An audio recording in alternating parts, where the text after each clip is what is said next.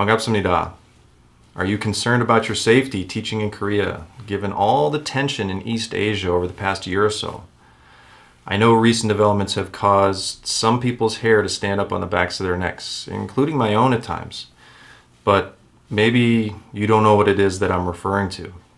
In Asia, disputed islands is a very common and heated topic.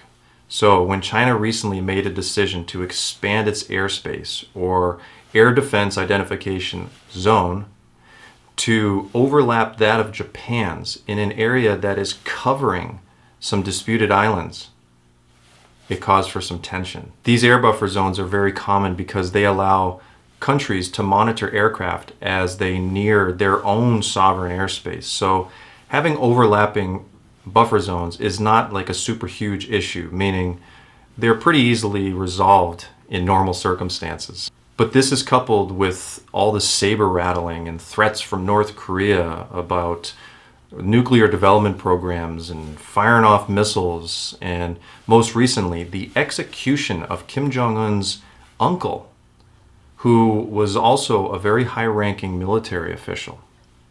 So, are these reasons to be afraid or in fear of coming to teach English? The average South Korean does not look at tensions with North Korea the same way that we do in America. We're kind of tainted with the media versions of stories and whatever perceptions they're trying to create. Generally, South Koreans don't look at North Korea with the same fear. And they live right here. They're right next door. In the end, if our worst fears came to pass and military action took place, just remember, military actions are generally between militaries. Dropping bombs on Seoul and all those theories are so very unlikely. The international community would also not tolerate something so outlandish as some of those ideas. Now, some of you watching this may say that history would tell us otherwise, and you know what? You may be right. The thing is, comparing actions in history to today is not very logical. I mean, we live in a far more integrated global community today because of all the advances in technology. There's far greater communication between the heads of nations and just far less opportunity for surprise military actions.